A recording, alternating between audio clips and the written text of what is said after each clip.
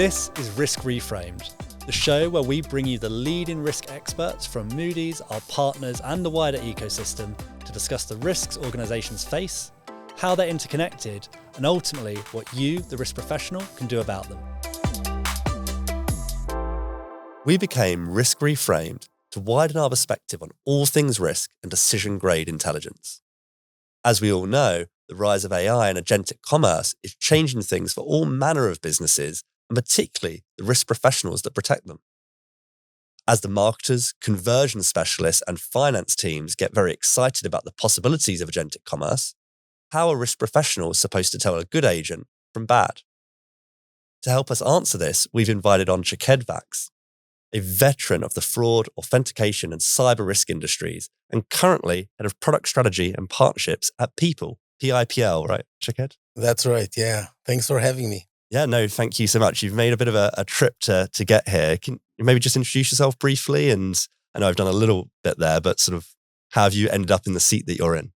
Yeah, absolutely. So, as I said, thanks for having me. I've been in cybersecurity and fraud for about 25 years, mostly building solutions, but also working with organizations worldwide to implement them. So it's not just about building them. I know what it takes to actually put them into place and connect them to your systems and understand how this whole things work together. And then, as you noted, in Pipl, I'm leading the strategy and a partnership, which is also a role I've done with IBM Security Trusteer, which also deals with fraud, working with banks worldwide to expand fraud detection in all kinds of manners, new problems that emerge, new markets, new industries that are suffering fraud related to identity. And you just mentioned Pipl, so just maybe touch on that. Pipl has been around for about 20 years. Most of those years focused on identity verification for online services, enrichment of identity data for all kinds of investigators, marketing, sales, and so forth. In the last 5 years, it branded also Elephant as a sub-brand. It focuses on fraud prevention and providing signals and information to merchants and to all kinds of businesses that want to prevent fraud related to identity. Fantastic. Well, as ever, the guest always is far more knowledgeable and experienced than me, which is why I just get to ask the questions. So lucky me. Before we jump into risks and fraud and all the things going on there, could you perhaps just tell me what you think the benefits of agentic commerce are going to be? Because I think people are hearing the term, this idea of agents buying things, but like, what's in it for everyone? Right. So maybe we can look at it from three perspectives, from people's and consumers' perspective, from businesses, and maybe since we're in Moody's, even from a government perspective. So for people,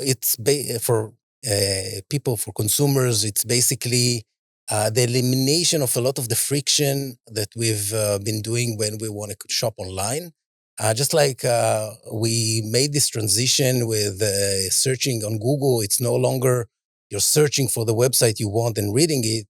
Google just gives you the result with the AI result, right? It already processes it. So think about the same concept, only in commerce. It's not like I'm going to shop through 5 different websites to find the best price. I'm going to tell the agent, I want to buy a mountain bike of this model. Find me the best deal for it. And he might even do it while I'm sleeping because there's some deal that came online late at night and he can purchase on your behalf. So really taking out this chore of searching and filling information and checking out and all the hassle of that. For businesses, this is a massive operational efficiency because instead of having catalogs and a lot of websites for B2B procurement, that could really streamline acquisitions. Instead of having a lot of red tape and negotiation and so forth, things that sometimes takes months until you get people online and in meetings. Now this can happen at the agentic speed of seconds to negotiate and to go through red lines and through decisions and so forth.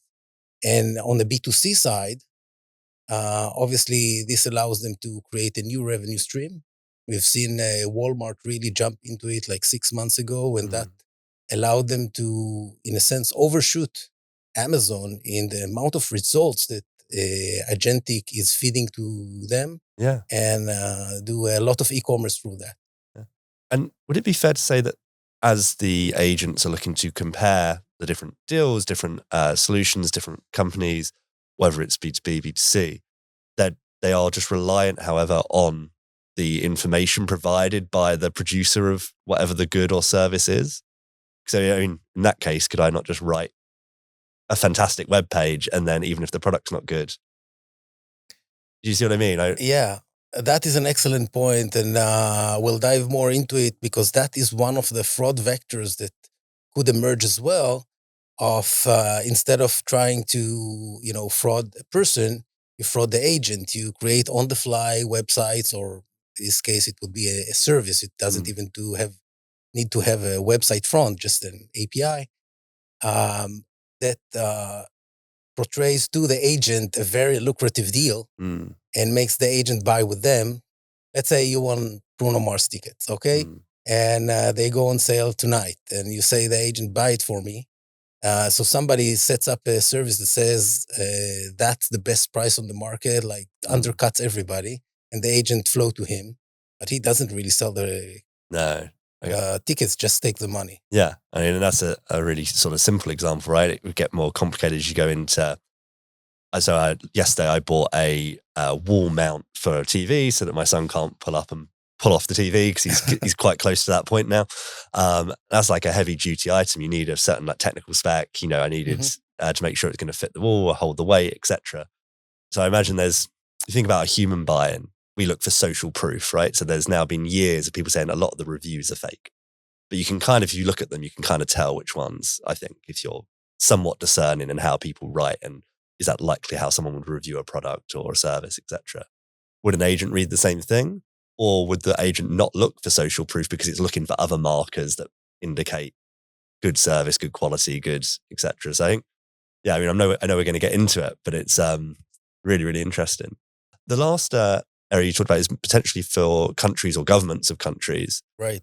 What would they be looking for agentic commerce to drive for them? Is it simple as more GDP, or is there any more to it? Yeah, so in a sense, what we're seeing with agentic technology in general, it really level sets a lot of the technological barriers and human operation barriers that existed before. And now, a single person can create a whole operation we've seen and execute much more efficiently. We're seeing it with startups that are a single person with a bunch of agents. We've just seen, for example, Base 44, which was a single-handed person that built an app building operation. Within 6 months, he sold it to Wix for $80 million. Nice work.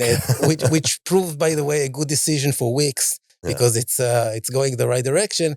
But my point is that was a single person with the kind of a small army of agents that coded, marketed, sales, everything. Take that into the rogue aspects, into fraud, that lowers the barrier of entry. If in the past you needed like a fraud center of a few or 100 of callers or people sitting and scamming people, now you can have agents do it. So it's a matter of minimal costs that you invest in it. So that's one aspect. The other aspect is that if in the past we've seen cyber attacks focused on infrastructure, and we're seeing it worldwide right now with all kinds of geopolitical conflicts, the agentic commerce opens the door for another type of attack. You can target a country's economy. Think about at a massive scale, at a nation state scale, having an army of agentic commerce going to all the websites and some kind somehow really influence the economy of that country. And that is something that countries will need and nations will need to think about. How do they protect their businesses, their economy, and a whole new layer Yeah. of aspects to develop. So I suppose it's been well established, right, over, as you say, various conflicts, but people attack energy sites, attack supply chains, right, to try and disrupt there. But I'm sure those things will continue because they're so important and foundational. But also, if people wanted to attack data centers, if people wanted to attack that last part of the economy, the actual transaction between the consumer and the business, right? Even if it's not, if someone stops me buying online, I will walk to the shop or get in the car and go to the shop, or get on the bus and go to the shop and buy what I need. However, just like daily frustration, right? You can build up, you could affect a population that way. It's a really, really interesting point. So maybe we could just talk to how an agent and a person buying something differs. I know we kind of touched on it before, but I think before we jump into the anti-fraud piece, it's good to understand the differences. So if I'm buying something or an agent's buying something, what are the fundamental differences in that process? Right. So I think we're all pretty versed in how we e-commerce online. So I don't really need to describe that.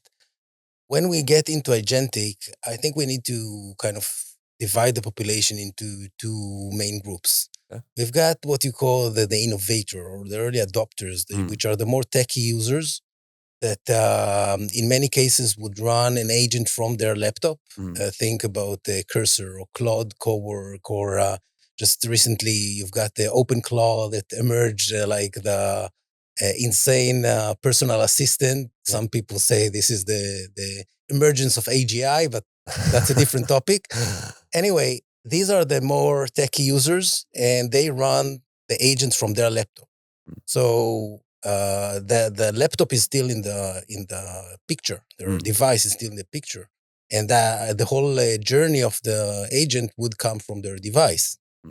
Then you've got the rest of the 85% of the population, and this is like the classic technology adoption crossing the chasm, if you're familiar with this, that would be using the agents from the agent providers, like ChatGPT, Gemini, and so forth, from their website. When you're using the agent this way, everything that you're doing is actually coming from the agent server, from their data center.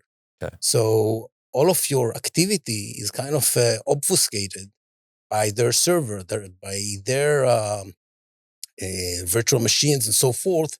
And some of the fraud indicators, some of the journey indicators that are used also in fraud and in credit card payments validation just do not exist in that case, and that really changes the picture. So in both cases, the human in the loop, AITL as it's called, might be gone. Because if you're entrusting the agent to do something on your behalf, then there's a new modus operandi here that website never saw before, or e-commerce merchant never saw before. So if I'm in a checkout and I'm buying that TV wall mount that I mentioned, or wall mounted TV thing, so I go on the website, I've searched the thing, clicked on the thing, reviewed it, and then I've gone to checkout, and I use one of the pay services, so it pre-populates my 16-digit and it pre-populates my expiry, but I don't allow it to know my final four. I like to do that manually as just an extra control. So I do that, and then I go through, and then above a certain amount, I have to approve in my app. So I do that, and then the payment goes through, and then as you said, we all know how stuff gets shipped or click and collect or whatever. With an agent, is it because I've given it the card details and I've given it all the card details? Does it have those, or is there any other technology layer that's going through that allows it to make that transaction that changes the signal again? Because you're mentioning that where the agent is based essentially on my device or on a cloud server somewhere, that's one change in me buying versus the agent buying. But what about that card piece and the actual payment information being transferred? Right. So regardless of the two populations that I described, there's two kind of modus operandi. There's you buying this wall mount and you're asking the agent to help you search for the best offer. And the best, the one that, with the spec that you want and with the best price and so forth. And then you're there to actually facilitate the checkout and everything that you just described about the credit card. You're there. You're in the loop. Yeah. The human is in the loop. The other modus operandi, which is the emerging one and that we'll see happen more and more, is where you entrust the agent. You tell them, this is my intent. I want to buy that wall mount. Go and do the research, find the best offer, whether it's right now online or it's coming online at 2 a.m., then do the buying decision and actually do the checkout. And we'll get more into this, how this is being facilitated with new protocols to support it by the merchant, by the agent companies. But that is a major transformation because in this case, there's two things that you actually need to entrust the agent with. One, obviously, is your credit card details that will be part of that service. If you're using an agent from Google, then your Google wallet might already have your tokenized credit card and it can use it from there. But the other thing that you're entrusting the agent is with the intent, and you have to really prove, and the agent will need to prove that you really entrusted them with doing the buying on your behalf. Okay. So, and the phrase that I sort of thought to myself when we were discussing doing this this episode, which came off the article you wrote on LinkedIn and me reading that and getting educated, was that has the rug been pulled on typical or current anti-fraud controls? Is that fair in this case? So the agent's still doing the things I would do, but I'm just not in the loop.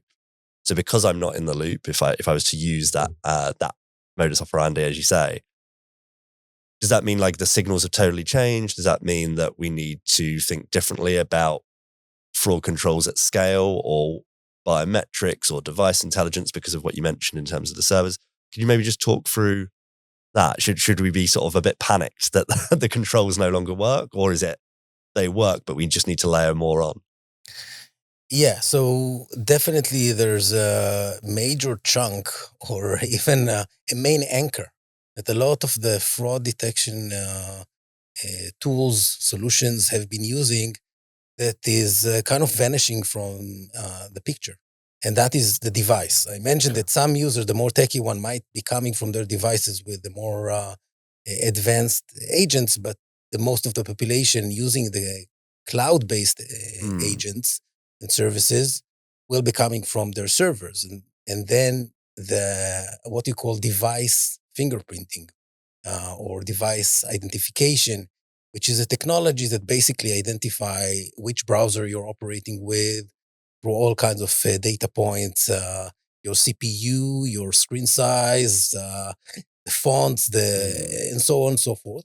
All of that is not available for the fraud detection solution to identify this affiliation between the device and you. And although over the years, there have been all kinds of new technologies, the device was a very strong and main signal that the fraud solution were using as an indicative for fraud detection. The other aspect that has been used very widely is behavior biometric. And behavior biometric is everything that has to do with your buying habits, like which days of the week you buy, what sums you buy, what kind of products and those kind of aspects. In the last 10 years, this also evolved to identifying your typing cadence. Like if I'll let you type my password or any string, it will have a different cadence, different speed, rhythm than how I would do it. And also mouse movements. If we both would move a mouse from point A to point B, we'll have a different arc, different acceleration, different jitter, and so forth. These are things that have been learned, and you can identify anomalies to identify this is not Shaked actually operating his mouse. Now, when we're talking about agents, there's no mouse. There's no typing. All of those aspects of location typing, of mouse movements, of how much time you spend on every page, things that have been really major Mm. part of the models that the fraud solutions use vanish, Mm. and they cannot use them. And so that is the device and behavior biometric that are kind of losing ground. Interesting. And I imagine there'll be other signals, but we maybe haven't learned them yet. So these ones go away, but the agent's being used for good versus the agent's being used for bad. There probably will be markers, I would guess, because there is always a pattern. But, or maybe I'm being too hopeful and I'm assuming that the history predicts the past, but predicts the future. But yeah. Well, again, if these are users coming from their laptop with the cloud code or cloud cowork or what have you running on their laptop, then you can still use their device as an indicator. But when it comes from the cloud agents, they use what you call a headless browser. It's like just the code without the actual browser that we are used to interact with. And this browser kind of have a template, and they spin up, and then get discarded once they finish the transaction. So they are already always fresh, and they are always looking the same for you, for me, so forth. So maybe they will come up with new signals, and we'll talk about the new protocols that are emerging to kind of counter that issue. But these very major technologies and signals that they've been relying on, was a major part of what we published in our blog, that companies, fraud solutions, merchants, banks needs to be considerable of that it's going away. Well, let's talk about these protocols. You just mentioned them. So do you think the people that are building these, I say people, that the companies and people at those companies that are building these new protocols and different purchasing models, are they designing them with anti-fraud in mind, or is it just a race to get something that can make transactions happen? Because there's always that element, right? If you work in risk compliance, you always say the best thing is to include that expertise right from the start of any product design, so it can be built in rather than after the fact, trying to shut down certain dangers or mitigate certain risks. So yeah, what do you think when you observe what everyone's doing? Are they thinking about fraud from the outset? So the short answer is no, but maybe I'll start with outlining what is the stack of protocols and solutions that is being set up and already published. So just to give more context. So about 6 months ago or so, Google published a new protocol called the Agent Payment Protocol, AP2. And actually OpenAI published same week another similar protocol, and now they're fighting who's going to be the de facto standard. But let's go with Google for now. That protocol really defines two aspects. One aspect is how an agent is going to converse with an e-commerce site or e-commerce service at that point, because there's no website for them to really talk to. It's an API. How are they going to look through the catalog? How are they going to add things to the cart? How are they going to check out and so forth? All this journey as a protocol, but there's another layer. And that new layer is the layer of intent. Okay. How do they prove that the user actually asked them to do that for him? Whether it's with a human in the loop, like you're just asking them for search and you're there to do the checkout, or it's like entrusting them to go out and do it at night for you. In both, that is another layer of protocol that actually was just published earlier this month by MasterCard, called Verified Intent.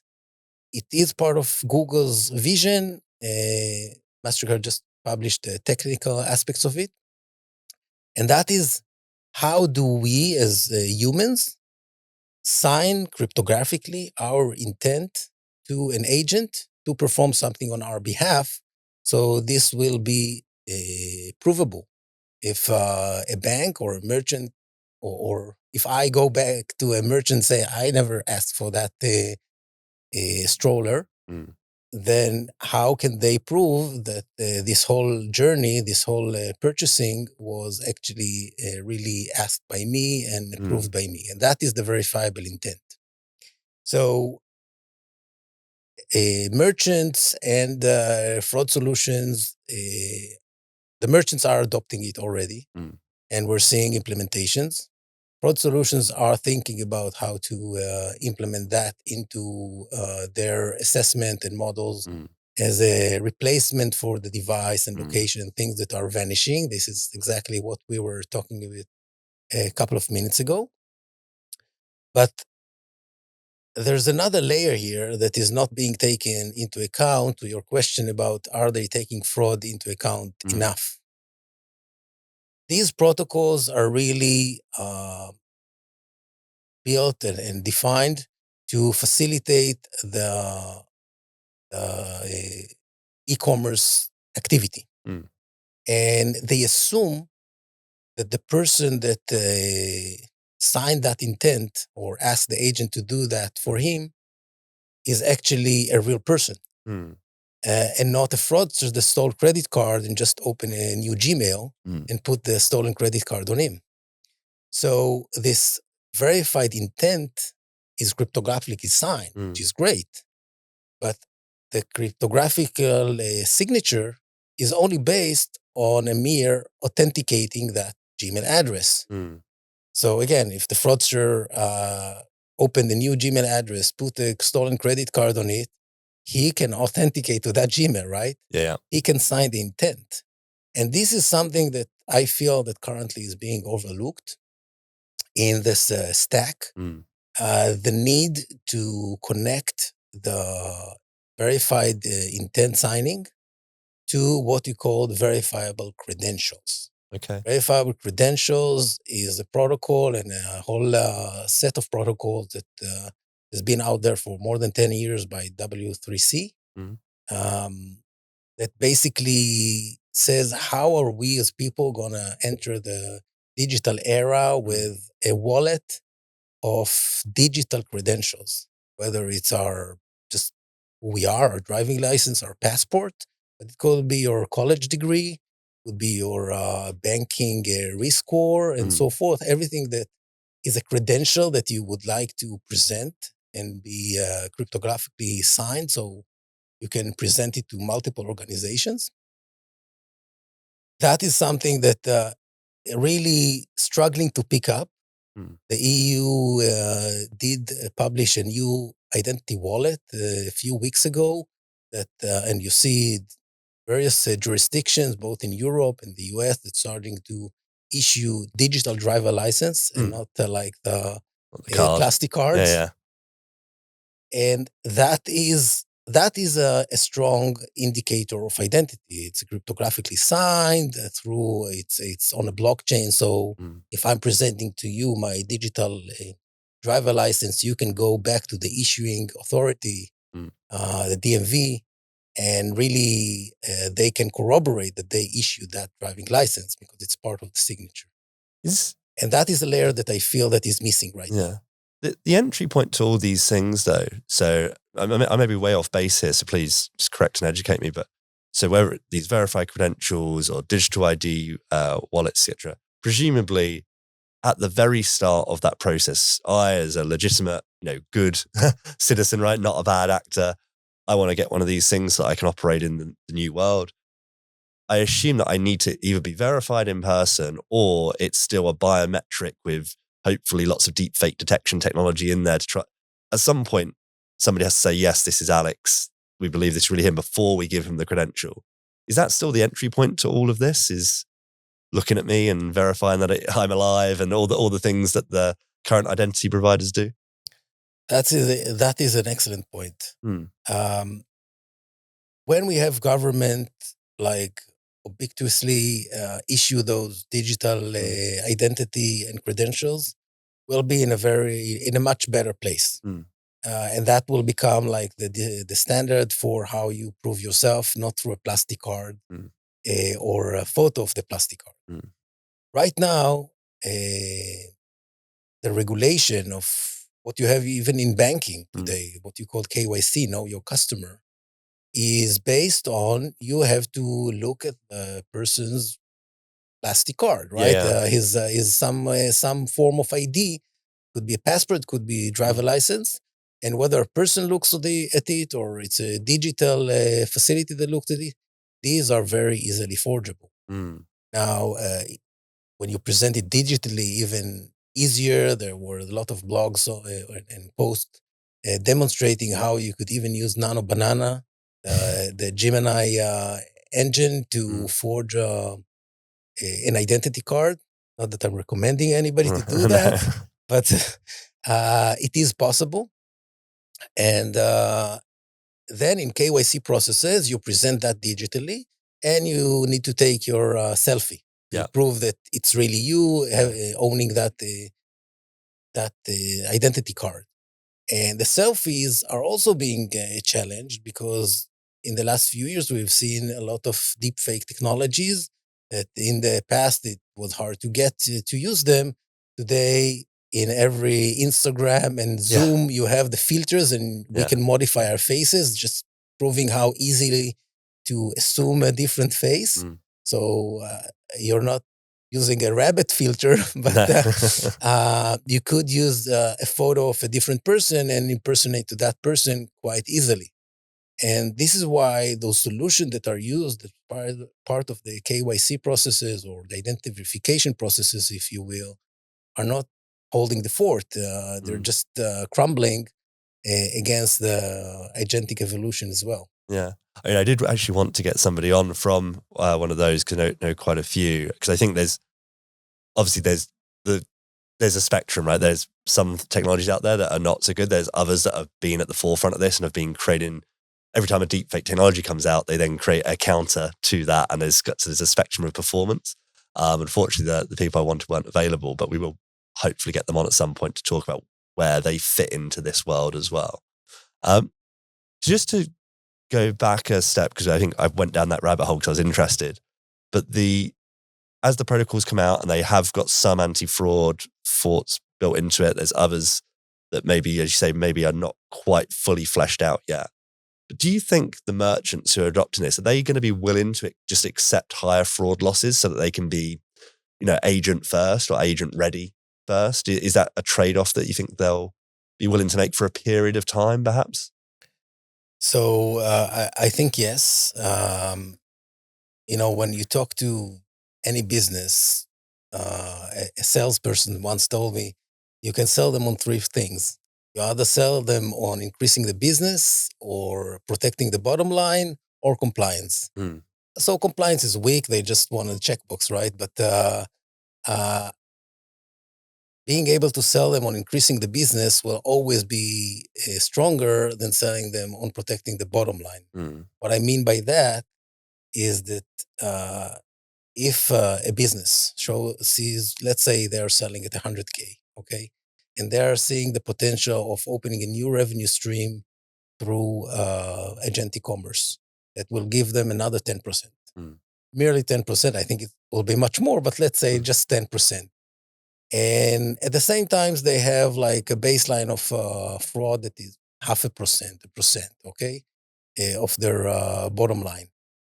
And that new agentic commerce, let's say it's going to increase their fraud tenfold from 0.5% to 5%. They're still going to gain more than 5% on their bottom line. So the business math would justify, and they will be going for it Okay. Anyway. So yeah, growth over margin, essentially. I mean, well, not always, but maybe in this scenario. And then I imagine, so they could potentially go for this and then look to solve it after the fact and go, okay, it's gone up to 5%, but can we get it down to 2? Can we get it back down to half? And so maybe there's going to be an adoption, and then the controls will evolve and mature, hopefully, and be able to sort of somewhat put the rabbit back in the hat if this does end up being a huge risk for everyone. And one more point about that. In order to get there, the merchants will kind of need to whitelist or don't use that term anyway, Mm. allow list the agentic servers, agentic data centers as like good bots that can access and can interact with their services. And that is the moment that we've actually seen dark web chatter of fraudsters lurking and waiting for that moment. Because at that moment, not only us will be able to more effectively and conveniently use those services, they will be able to leverage the ChatGPT, Gemini, and so forth to also do their rogue operations to them and hide within the good population. And that is the door that will allow them to start really, really hitting hard those businesses and increase the fraud ratio. And as you say, over time, new measures will need to be put in to sift them out and identify, again, what is a good agent versus a rogue agent. We had, you may know him, Chen Samir, sort of fraud strategist. I think he's at Sardine now, but when he was on the podcast, he was running his consultancy. But he would talk about if you want to stop fraud completely, then you just shut your business. So you always accept some level. It's just, unfortunately, the cost of doing it. And then you try to mitigate as much as possible. And yeah, it sounds like this is kind of a prime case of that. The thing I think it makes me think about, though, is the liability. Because last year we did an episode on the failure to prevent fraud offence that the UK has been rolling out, and we think others are going to roll out. Affects anyone who touches the UK in any way, even if they're not based here. So previously there's been, obviously, the merchants kind of have to just take the fraud or the losses. Now the banks are being told you've got to make the consumers whole. At the point that you've got agentic commerce, do the people running the protocols, do they take some of the liability, or does it still sit with the merchants and now the banks? Do the consumers have to take some on? I don't think there's an answer, but do you have a view as to how you expect this to maybe shake out?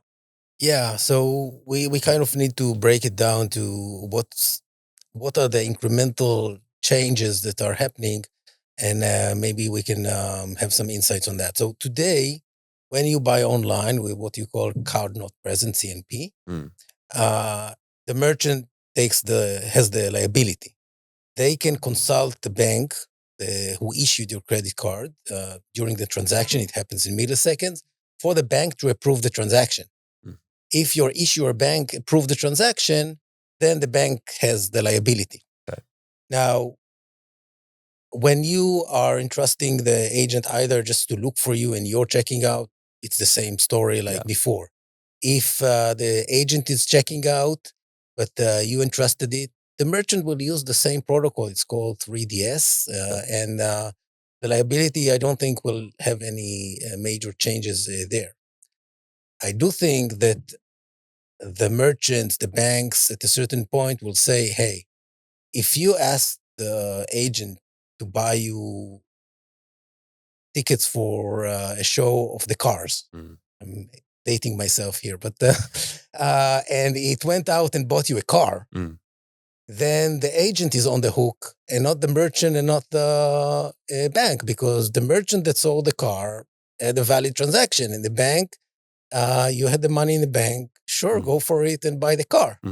But that is not the intent that you gave the agent. And at that point, there will need to be some kind of an expansion to the current liability model to put some of the liability on the agents, whether they're going rogue or mistaken. And obviously that will push the agent, the AI companies to improve their accuracy, because they'll have some skin in the game. Yeah, we'll see if that pans out. Obviously, that's in the hands of the governments and regulators. But yeah, I can imagine that playing out, and then everyone kind of throwing their arms up in the air, and it will take a while for all of the legal process and the law-making process to kind of catch up, I imagine. Exactly. I think we've actually answered some of the other points I was going to make, particularly with the cryptographic sign-in, etc. Sounds like there's more work to do, and maybe as that comes out, you can come back on and update us. But I did have a few questions from audience members that I wanted to put to you. One, which is kind of touches on the risk of fraud versus the, need for growth. And someone just asked, like, given the heightened risk of fraud with this and lack of controls at the moment, should we just ban it? Just ban agentic commerce until this is figured out? I'm guessing you're going to say no based on previous answer, but any reaction to that question? Yeah, I think the horses are out of the barn already. I mentioned Walmart that they jumped, 2 legs into it in mid 25 and already proven the case of how this is bringing a lot of business to them. I think we're seeing in travel and transportation, for example, industry that this whole ecosystem is very API based, like the airlines and the hotels and the Booking.com and all of those online agencies. They all operate through APIs. So it was really ripe for agents to get involved there. And we're already seeing the ability to plan vacations much more effectively and in a second to check out those vacations all the way through. So I think the horses are out of the barn. Yeah. And I imagine any country that tried to ban it, because you can't ban it worldwide, right? We don't have a global government. Yet. Maybe for a different podcast, not this one.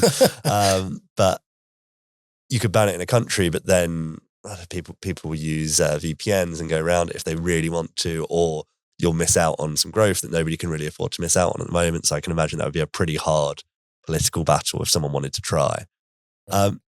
Another question that maybe takes this from another angle, more consumer choice, was if you've got heightened fraud risk and you've got that, maybe not the early adopters, the other 85%, maybe people are a bit like, hang on, I don't want agents making decisions for me in the checkout. Like, do you think this will end up with more people doing face-to-face business again?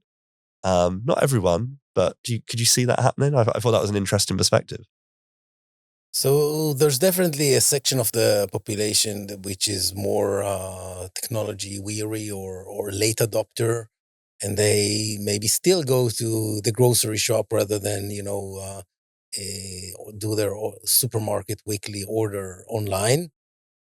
I actually still go to the supermarket as well. I'm the same. But a lot of people even move that to online, right?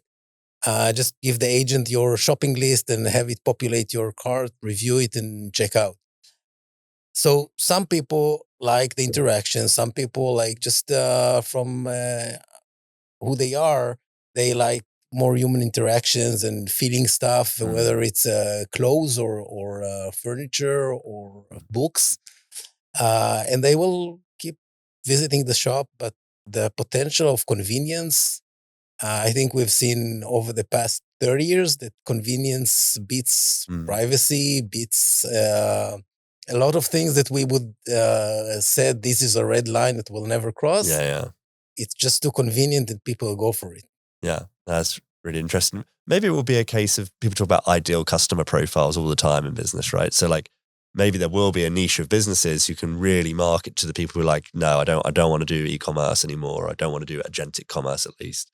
And you might be able to build a very successful business to that group, but you're going to need to be really specific and know what your ambitions are, as opposed to maybe trying to, take over the world like some of our current biggest companies seemingly are. The last one was quite interesting, particularly from a Moody's perspective, where I think from my perspective, I think we're the best in the world at entity verification. So B2B is a real sweet spot for us.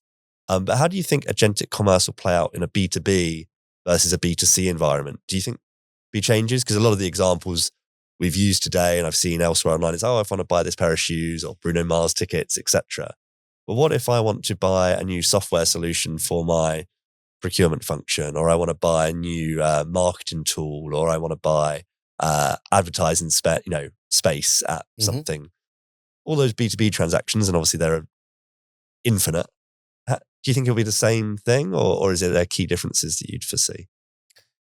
Yeah, so obviously B2B interactions are very different from B2C, since there's like people that are responsible for different phases of that process. It's divided between different people. It's not like you making the whole research and decision and buying activity at once.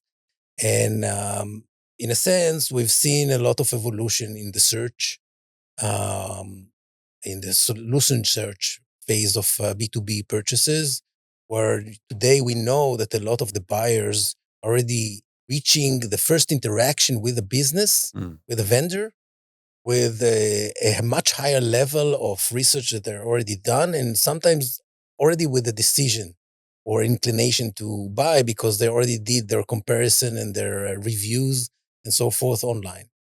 But then there's other facilities in the organization like procurement and legal that have to have their say and their signature.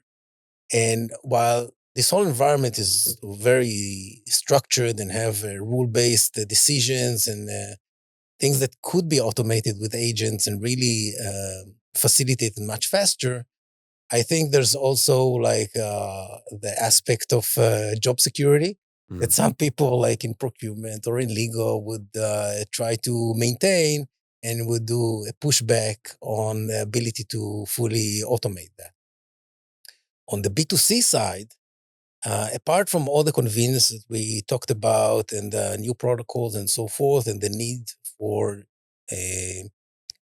real identity verification or identifying the person that is behind the intent, there is a potential when you're verifying the people with a greater level of accuracy, not through the plastic card and the selfies, but through some kind of their digital footprint, for example.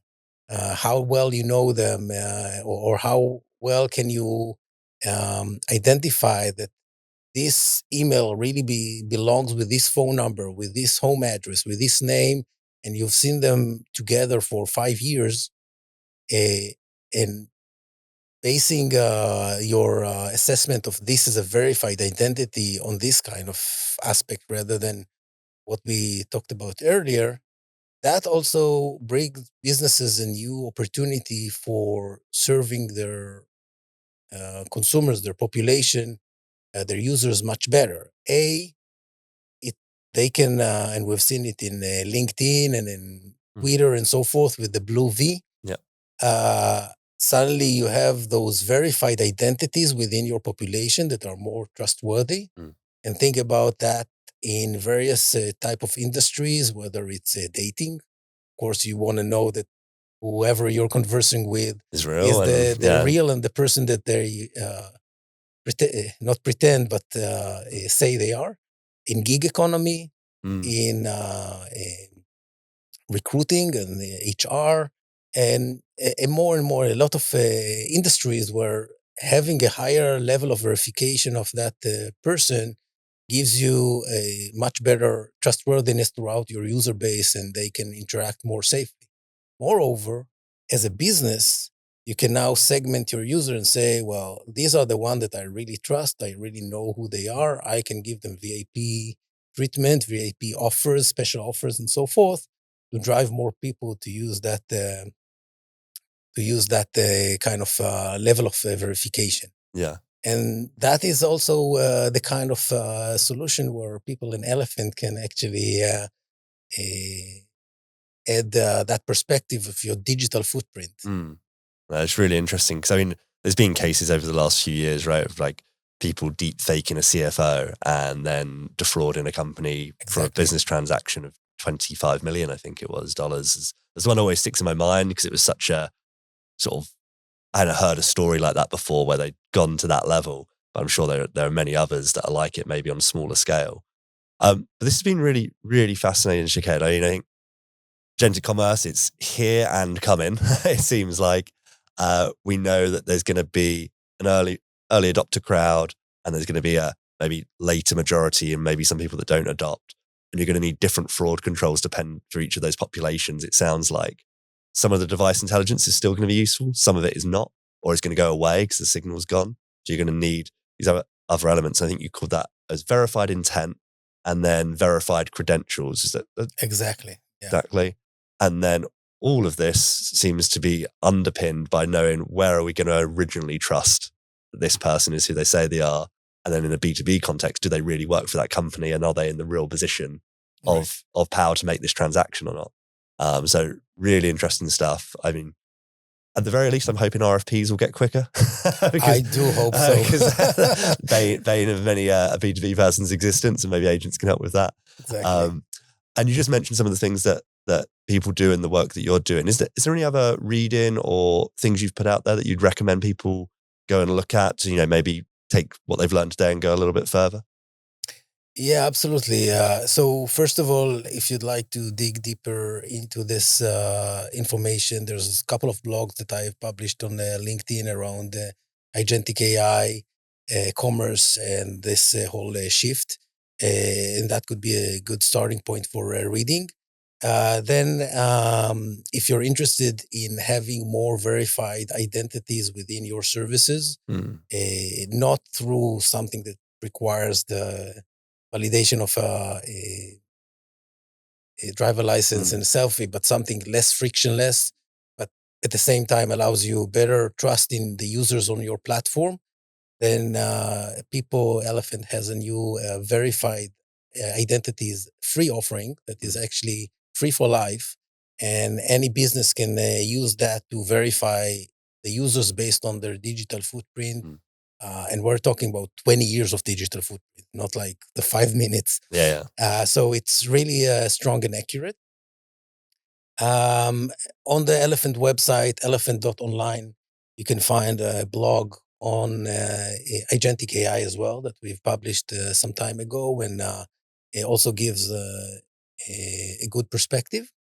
And if you'd like to dig deeper into the protocols and how this whole area is forming up, there's the Google AP2, agentic payment 2 protocol that is easily findable online, and the verifiable intent developer side, which is verifiable intent.dev, that is the additional layer of how do you sign the intent. Yeah. Okay, fantastic. So we'll get the links for all of those, and obviously there's maybe bits for people that are slightly less technical and some for people that are a bit further on. But please click on those, everyone, if you want to know more about this. It seems like it's going to affect all of us, so we really need to get across it. And Shaked, thanks once again for coming in. Really appreciate the time. Thank you for having me. It's exciting times, and this evolution of at scale that I think it's almost like the industrial revolution that we're experiencing these days in general with all the agentic. Just much faster. Just much faster, and it's influencing our society to an extent. I think that, fraud vendors and the solution need to take into account this new levels of verification that they need to consider into the transaction risk assessment that they do. And that's it. I think it was a pleasure, and thanks for having me.